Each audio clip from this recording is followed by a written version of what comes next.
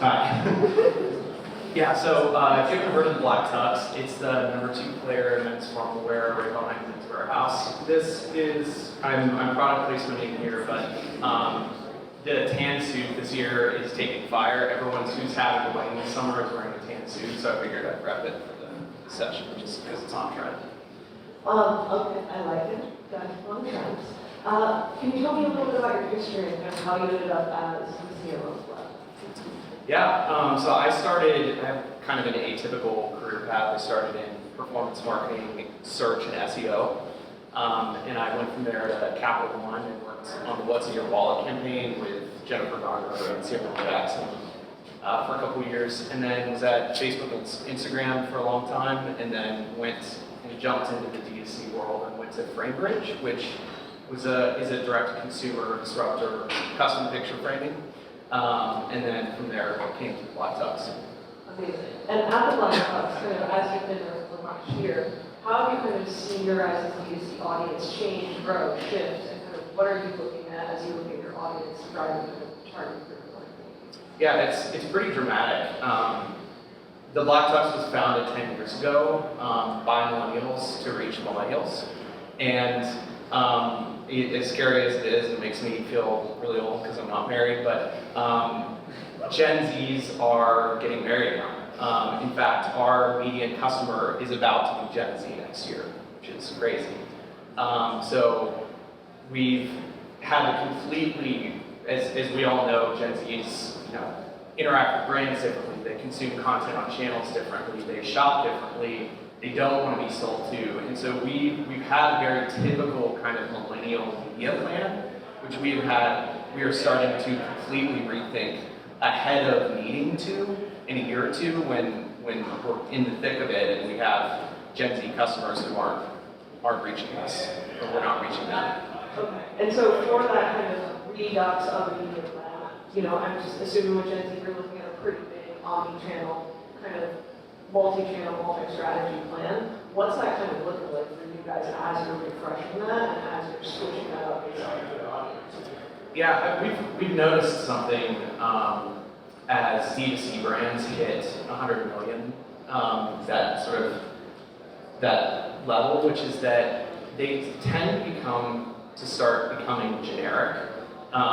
So they were, founder-led, they had this amazing story, this cause that you believe in, and you get really excited about shopping there. And as they scale, as their marketing work scale, as they, are increasingly reaching a wider audience, they naturally become more generic. And so, like, if you walk down Abbot Kinney now, you kind of get that vibe. It's a fantastic place to shop, but they're becoming indistinct. And so one of the things that we've really maintained as we approach that scale is to keep the founder story and keep the people behind the brand anchored in our marketing. And so an irreverent, disruptive tone, humor, really kind of off-the-cuff content, so that we keep that edge and that distinction in our brand that we see a lot of brands lose as they scale. So maybe not quite Manscaped ball jokes, but something a little more suit-like, adjacent. But in kind of that, making that kind of different tone and different type of content, how are you going to market with that content? Like, how are you making that? Are you making big campaigns? Are you working with creators?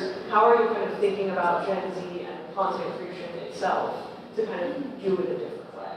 Yeah, well, I think about a lot of the themes discussed today around entertainment and entertainment content, and we have found, particularly as we venture into Gen Z, that this idea that we can be the best authority on what our offering is for individual target audiences is true, but Gen Zs don't want to hear that. They want to hear that from other people that aren't a brand and talk about the amazing experience that they've had. So we've had a lot of success, particularly this summer. We've run a campaign, Saving Guys from the Warehouse, 10 years of Saving Guys from the Warehouse, and we found 10 influencers creators. We went out and searched on Facebook and Instagram and TikTok, who all had like a very public suit disaster. So You know, if they looked like they were in a baggy suit at their wedding, or we had some reality TV show stars who didn't look good on the show, and partnering that with them to talk candidly and about their real moments where they didn't look good and weren't proud of how they looked. And so we tapped into that, and we're like, okay, that's how you looked. And then we sent them, you know, product that they selected, and they looked great in it, and we drew the comparison between that tough experience where they didn't look confident to an experience that was really easy and they looked great. And so tapping into that, like really, I think there's a tendency to want to partner with influencer marketing just on anyone who will talk about your brand. And we tried that, and it did not really resonate as much as finding people who actually had like that suit disaster or something and genuinely joining their conversation and using them to talk about their experience with our brand, as opposed to, you know, us trying to tell them, our target audience, what they should think about the brand. That makes sense. And then did you run that content more widely, or were you just running kind of influencer and paid social campaigns? Yeah, so what was really interesting that we learned, and frankly, I wasn't expecting this, is the same content. Some of these influencer ads or just vertical video shoots. We work with a partner called Quick Frame, which is Ryan Reynolds' maximum effort. It's the scale arm of that business. And we do, you know, one-day photo shoot, video shoot for paid social that costs like $20K. And we knew, we briefed it for social, and we knew it would perform well on that channel, assuming we executed it right. But we ran that media, those assets, we shot it vertical and horizontal, and we ran it on CTV and streaming buys. And the assets did 15% better than, granted, they were a couple years old, but like our large scale 200K plus production shoot. And so going forward, I think what we've learned is that, like, in the same way that people want to hear from other people on social, they want to hear from other people in CTV and streaming too, like when they're watching TV. It's just more credible in a way. If you go all the way in that direction, then you have the brand story. So we interplay like our brand assets with influencer assets, but we've seen much better performance as a result. And in relation to that, you know, at the fifth, we call that social out, which is we think that like insights and kind of the social creators really are driving brands, technology, that story, as well as like brand love and breakthrough for brands. So in kind of relation to that social out idea and working with those influencers and that different type of content creation, what are you guys kind of seeing in relation to kind of how the content is coming to life? Like it's coming to life more authentically, it's coming to life, you're using more humor, like what's driving that content that you're seeing with the 15%? It's an irreverent tone and humor. We're a brand. Our median customer is 28, 29 males. So there is a tone and a sense of humor that a lot of brands, Manscaped as well, use. We balance like confidence with humor in our ads, but what's interesting is that's the playbook for what you would expect the playbook to be for males. But in our case, the partner, often women are the decision maker for what guys are wearing, right? Like we're not making the decision. I didn't pick this out. And so I don't want to make that decision. I want help with it. And guys generally want that. And so it was fascinating. We ran a test where we run our paid social assets, and we have 10 different intros, just CTAs, same asset, but just different overlay at the beginning of the video. And generic, more boilerplate claims like, best look for a wedding or things like that. And then intros that were targeted to men, like this is how you can prime, groom, and best man vibes, things like that. And we had one asset that was, again, this is targeted male, but it was created to reach women. And so it was like, we're the partners. So it's like, here's the best way to show up. Best groom, the best way that your groom can show up at a wedding. And that asset resonated most and outperformed all our assets who were actually talking to the men. And so the reason for that, and it makes sense, is there's a carried credibility there with wanting that advice. And so it's implying that the partner would approve of that, and so it resonated with the guy. And so that was fascinating and led us to like kind of rethink our content strategy to actually talk to the partner, but also to the actual target audience, which are the guys wearing the suits. And then as you're kind of thinking about that content, because you are kind of switching the way you're making it, you're switching the way you're going to market with it, you're testing 10 different frames, how are you thinking about building out your team to kind of support that? Because I know traditional growth marketing people always have like a growth marketing or performance marketing team that sits over there that maybe gets like the background photos to put the like 70 different headlines on for the banner ads, and it's not as integrated with the rest of the campaign and what a lot of the rest of the brand is doing. So how are you kind of thinking about, we've got D2C, we track a lot of things, how do we build a team around kind of this different approach? Yeah, this has been top of mind because this category of formal wear, formal events, dressing up, going out, went to zero during COVID. People were not, getting married, not dressing up, not wearing jackets. And then all of a sudden came roaring back in 2022, post-COVID, the backlog of all these weddings and things. And so this year for us has been a rebuild opportunity, both from the channels we're marketing in and also just the team.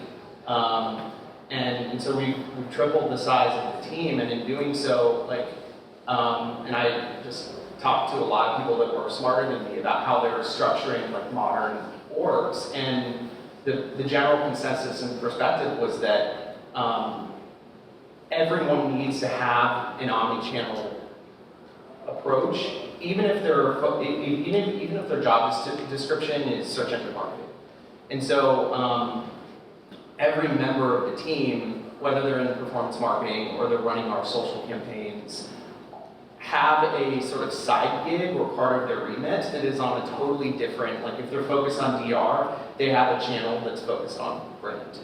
So for example, our paid search specialist is working on a local radio campaign for us. And to just explore that and be aware of it and think about the fact that as this pendulum swings back from iOS 14, where everything was highly targeted, highly specific, crafted media, and now we're moving back more into this broader awareness generation land. We need to rethink our media mix in the split of our media. And so every person on the team, through their actual job description, is exploring upper funnel channels as well as DR. I love that, and I think it's super smart because I think it also ties with brand message together probably a bit more tightly because you're kind of seeing the full funnel versus kind of seeing a little bit of it here and there. In relation to kind of seeing that full funnel and the iOS 14, kind of how are you guys looking at metrics, tracking metrics, seeing what success looks like? Because to your point, all of that data, that ability to target and micro-target sort of went away with iOS 14. So how are you guys looking at that? How are you building that confidence internally as that has shifted, and how does that conversation kind of build and grow from there? Yeah, so, I mean, there's been so much, and I think there will always be a debate about multi-touch attribution, first touch, etc. We operate on the first touch, and part of the reason for that is because we have seen that, we have a really long purchase cycle, so it's almost impossible. It's months, if not years. Somebody gets an ad, they register on our website, and then they come back 3 months later to actually check out with their look. And so, but what we have seen operating under this kind of attribution model, when we have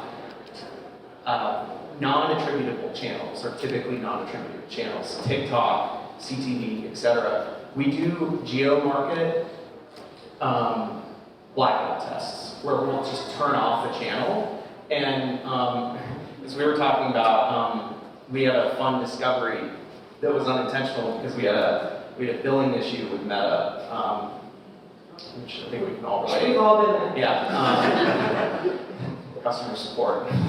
I'm sorry, there is customer support. I can say this because I work there, but so anyways, we were unintentionally offline for 5 days, which for us is a big deal because it was during the summer, which is peak wedding season, and we assumed that there would be a decrease in direct traffic because we have direct attribution of X number of registrations that come from the channel, and then we also have what we call a multiplier effect because we know that it's driving unattributable direct traffic. Okay, great.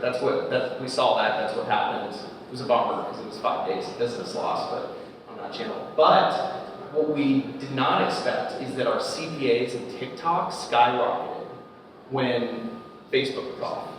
And you know, we all kind of had this assumption that we were reaching a slightly different audience. But what that tells us is we're reaching the same audience, and TikTok provides this helpful upper funnel awareness halo effect for our Instagram and TikTok, Facebook campaigns where they actually check out. They don't check out on TikTok, and we cannot make it work from a direct attribution standpoint. But if we look at it like the halo effect that juices it, greases the wheels for our other channels, it's really interesting. And so to isolate that, the best way that we found to do it is just to do blackout tests in different channels and look at the lift or the change in branded search queries or other traffic methods to see how it's affected it. I love that. I mean, it's a brave move to go dark on a platform, but I mean, you know, sometimes you learn a lot from that experience. Just do it non-peak season. Choose a different time. Yeah. Amazing. And as you kind of are thinking about platforms that you guys want to experiment with, I know there was a feature in Vogue with you guys were one of the first brands to really go out and try Threads. So how are you guys kind of looking at new platforms, new things that you're excited about? What stuff do you guys want to experiment with in the back half of this year, kind of as you look at your 2024 marketing plan? Yeah, I think they noticed our effort there mainly because we joined in the first 3 hours. We're on it on our phones, and we decided to immediately think about it from like how do we engage our followers in the grand campaign, the sweepstakes. Like in the first week, the platform was live, so people don't even know what was happening, and we were just running this giveaway kind of thing. It was really fun, but you know, that platform could be a buzz at the moment, or it could build over time. But the platform that we are really focused on and excited about, continue to be excited about unlocking, is TikTok, because as we approach that Gen Z audience, 50% of them go to social search before they go to Google search. So and many of them don't even go to Google to search for products. They're going to the little search bar on TikTok and searching for that product. And I would bet that like all the people in this room, if they went and Googled their brand on TikTok, they will find people talking about TikTok. And so you either, like SEO, you either have a good presence there and you've optimized video for search on TikTok, or you're at the mercy of what other people are saying about your brand. And so that's like a big focus for us going forward is cracking that, because we think in the future it may have as much, you know, unpaid volume activity and value for the business as SEO does. And as you guys think about TikTok, how are you guys strategically thinking about it? Like, you know, I think, you know, I've had a few people come up to you today and go, oh, Black Talk saved me at this wedding or this event or this thing, which is really fun to see. But I think, how are you guys thinking about that? Are you thinking about advocacy programs, ambassador programs? Are you thinking about more influencer activation? Are you thinking about just elevating content that's already there? Kind of, how are you guys starting to think about how you use the platform beyond just like kind of search? Yeah, I mean, a sort of, again, along with the theme of the summit and building the right kind of content and thinking about entertainment, like we want to have as much compelling content as possible, have kind of a machine of content going like you might in the early days of SEO for a blog. And so, you know, my goal is that we have 50 to 100 people, not influencers, but people, customers, posting videos about their customer experience on TikTok and social a month. And so in a scaled manner, that way we can really start building awareness in a way like we approached search 10 years ago. And are there platforms, tools, like strategies you guys are using to get to that level of content creation and audience activation? Yeah, so two really neat partnerships and platforms that we've started using. One is a friend of mine started this business called Kale, and they were featured in Modern Retail recently, and working with a ton of different brands. And basically, it allows you to give cash back to your customers in a really simple way. Cash back to your customers if they post a video about their experience. And it gives them, you can dip prompts and briefs so that they're, different hashtags and things to optimize for search. And so, they're making a $150 tux rental and we're giving them $10 off in exchange for posting a video. And we believe that'll be a really significant way to scale. And if we can make that work at that price point, that's more efficient than any media reach, or most media reach that we can get. If beyond that, we also have worked with a partner, brand Innovators actually introduced us to Rad AI. Jeremy and team there, because basically we're like, we don't know how the heck to approach influencer. Like we've been doing it manually and extremely labor intensive, all the negotiation. We don't know how to negotiate this kind of content.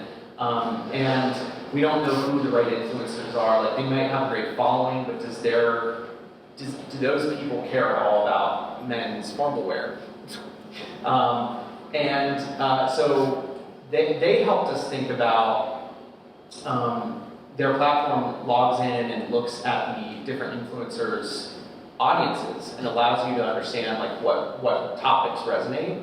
And then they helped us actually negotiate and work with these influencers. And so that's how we've been able to scale the channel, is because before we were using an internal FTE's entire time, and it was extremely expensive from a time perspective to do these one-off negotiations with influencers. And now we've platformatized it. We've built a platform around it so that we can actually partner with them at scale. Because we believe that this is as important as our juggernaut channels of paid search and CTV, for example.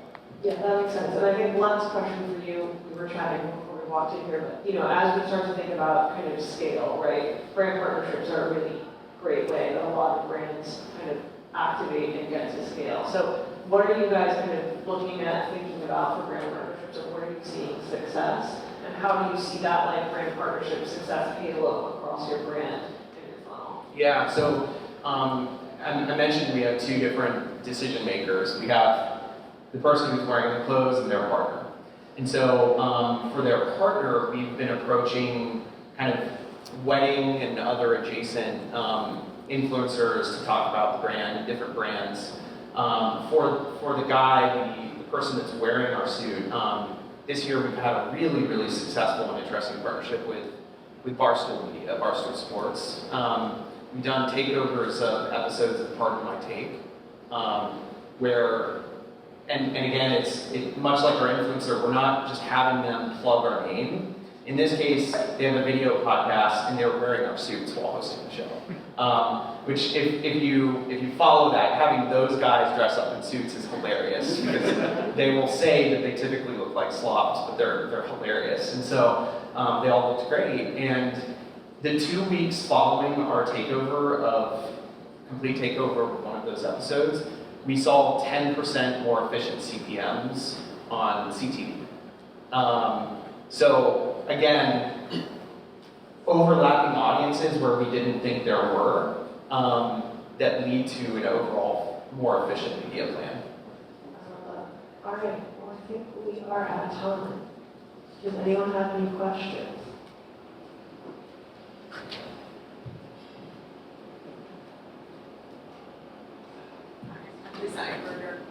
Just curious how you're using user-generated content, how you're amplifying that. Is there anything that you were doing beyond, when you talked about some of the agencies you're working with, user-generated content, how are you amplifying that? You talked a little bit about what you're doing to encourage it, but are you guys doing anything once it's been posted to then make it bigger? Definitely. So all of our macro influencer content, we have paid media behind. And both, we actually sort of horse race, we don't do a clean A/B test, but we run that media both coming from the Black Tux, so posted, reposted as an ad asset from the Black Tux. And also we, as a part of our negotiation, negotiated whitelisting with influencers, so it's coming from Matt King, who's an influencer we recently did a partnership with. But we, we're trying to assess sort of effective CPMs and efficiency of these buys, and an important part of that is gaining some of the reach so that we can see, okay, great, we're using their following and their network to reach our audience, but how does their content help us with our audiences and our campaigns? And so every big partnership that we have, even like with Barstool, we have assets that we run as ads to test the efficacy versus our typical brand ads.